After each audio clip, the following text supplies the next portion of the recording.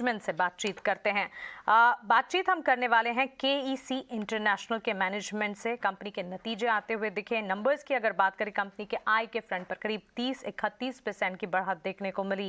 यहां पर अगर प्रॉफिट्स देखें, वहां पर डिप और मार्जिन्स में भी हमने देखा है 6.3% से मार्जिन्स जो है 5% पर जाते हुए देखने को मिले हैं। लेकिन ऑर्डर बुक का पिक्चर अगर आप देखेंगे, हाईएस्ट एवर ऑर्डर बुक यहां पर कंपनी ने पोस्ट की है, ओवर 30,000 करोड़। आइए कंपनी के मैनेजमेंट से बातचीत करते हैं और नतीजों के ठीक बाद अगर स्टॉक मूवमेंट देखेंगे, 6% की तेजी है स्टॉक दिखाते हुए 443 के लेवल्स पर ट्रेड करता हुआ। केईसी इंटरनेशनल के एमडी और सीईओ विमल केजरीवाल हमारे साथ जुड़ गए हैं। विमल जी, गुड आफ्टरनून, स्वागत है आपका 18 आवर स्वदेश पर। अपना समय देने के लिए आपका बहुत शुक्रिया। शुरुआत में सीधा ऑर्डर बुक के साथ करना चाहूंगी, क्योंकि सबसे ज्यादा अट्रैक्टिव कोई फिगर अगर नजर आ रहा है तो वह आपकी ऑर्डर बुक। बताएं, ऑर्डर बुक में इतनी मजबूती किस तरह से आती हुई दिखी और ऑर्डर पाइपलाइन आगे के लिए स्ट्रैटेजी आप क्या बनाकर चल रहे हैं?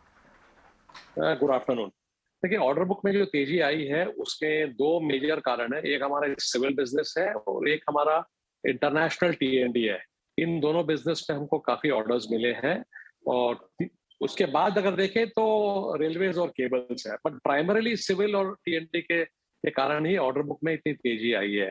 और अगर उसमें उसमें अगर थोड़ा और गौर से देखें तो टीएनडी में क्या है कि तेल के जो भाव है $100 के ऊपर है, इसलिए हमारे को मिडिल ईस्ट में खासकर सऊदी और अबू धाबी, इन दो देशों से काफी ऑर्डर मिल रहे हैं।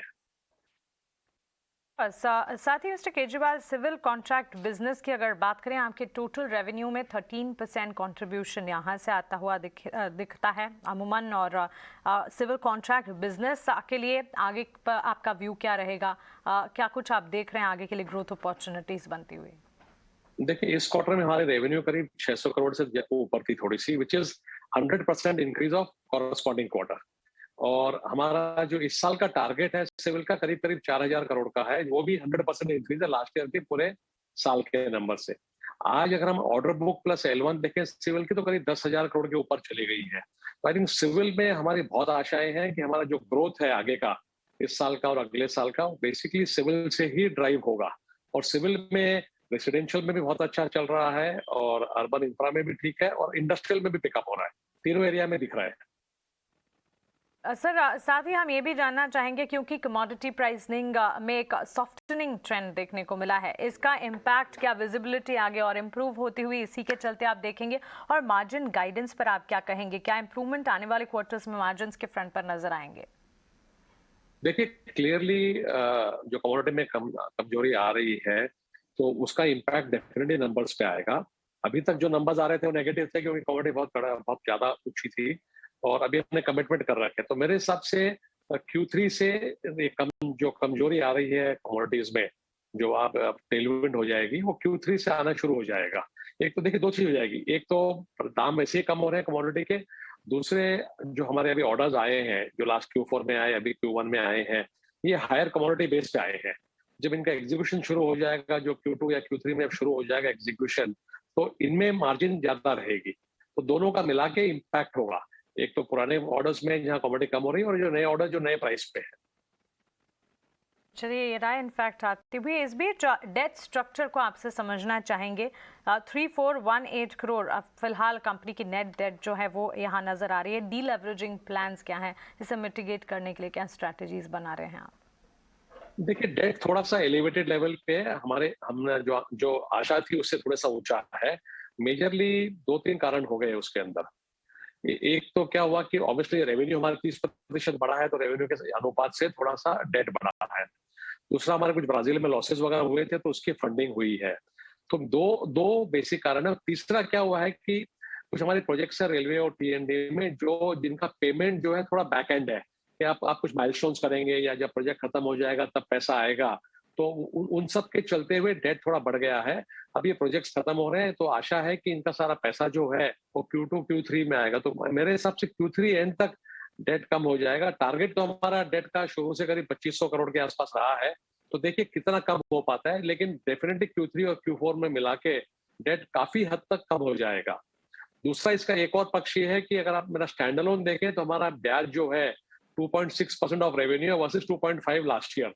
तो स्टैंड अलोन में बढ़ा नहीं है, थोड़ा सा कंसोलिडेटेड में बढ़ा है, क्योंकि ऐसे ही जहां हमारा ब्राजील में बड़े ऑपरेशन है, वहां पे इंटरेस्ट रेट जो है 7-8% से बढ़ के 17-18% हो गई है, तो उसका एक मेजर इम्पैक्ट आया है। बिल्कुल उम्मीद करते हैं जिस तरह से आप प्लान्स बना रहे हैं उसी तरह से डेट जो है वो कम होती हुई नजर आए। लेकिन mister Kejriwal, supply chain issues क्या आप नॉर्मलाइज होते हुए नजर आ रहे हैं? साथ ही बताएं, क्योंकि लॉजिस्टिक्स कॉस्ट एक कंसर्न ऑफ कोर्स है, क्या कॉस्ट रिलेटेड प्रेशर्स अब भी बरकरार हैं? ये प्रेशर्स कब और किस तरह से कम होते हुए नजर आ रहे हैं? इससे जुड़ी आपके पास क्या टेकअवेज हैं? देखिए, सप्लाई चेन में दो दो पार्ट है। एक तो है कि रॉ मटेरियल और इक्विपमेंट वगैरह हम जो खरीदते हैं, तो उसमें कोई बहुत मेजर इशू नहीं दिख रहा है। थोड़ा बहुत जब चाइना के जो मेजर इक्विपमेंट आ रहे थे कुछ प्रोजेक्ट्स के लिए, वहाँ थोड़ा बहुत इशू है। बट मेजर प्रॉब्लम जो है, जैसे आपने कहा, लॉजिस्टिक कॉस्ट का है। इस साल भी अगर इस क्वार्टर में हमारे नंबर देखें, अदर अदर एक्सपेंसेस है, उसमें लॉजिस्टिक कॉस्ट बहुत ज्यादा बढ़ा हुआ है। तो अब क्या हो रहा है कि लॉजिस्टिक्स में अवेलेबिलिटी इंप्रूव हो गई है।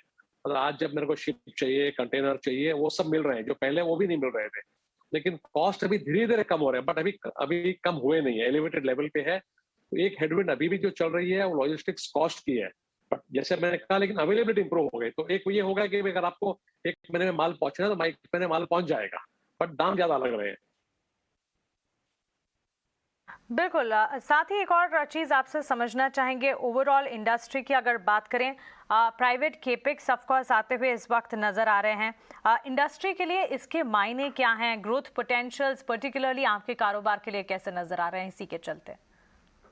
देखिए, सिविल में जहाँ पे हम कैपेक्स का काम करते हैं, इंडस्ट्रियल ग्रोथ का, वहाँ पे दो तरह के ऑर्डर हमारे पास काफी आ रहे हैं। एक तो आ रहे हैं रेसिडेंशियल प्राइवेट में। हमने अभी कई सारे ऑर्डर लिए हैं जो बड़े बड़े डेवलपर्स के हैं, जो रेसिडेंशियल कार कर रहे हैं, जैसे मुंबई में है, पुणे में है, बैंगलोर में है, उस तरह के हैं। इंडस्ट्रियल में अगर आप देखें तो आज की तारीख में दो मेजर इंडस्ट्रीज से ऑर्डर आ रहे हैं या इंक्वायरीज आ रही है। एक है सीमेंट, एक है मेटल्स एंड माइनिंग। चाहे आप कॉपर ले लो, चाहे जिंक ले लो, चाहे स्टील ले लो या एल्युमिनियम ले लो, चारों में ऑर्डर आ रहे हैं हमारे पास काफी सारे। और सीमेंट में बीच में थोड़ी सी कुछ कमी आई थी, लेकिन अभी लास्ट 1-1.5 महीने से फिर से काफी सारी इंक्वायरीज आ गई बड़े लोगों से, जिनको सीमेंट प्लांट लगाने हैं। तो ये दो इंडस्ट्री में मैं काफी सारी हलचल देख रहा हूँ। केजरीवाल, बहुत शुक्रिया आपका हमारे साथ जुड़ने के लिए, सवालों के जवाब देने के लिए, और आने वाले क्वार्टर्स के लिए आपको ढेरों शुभकामनाएं।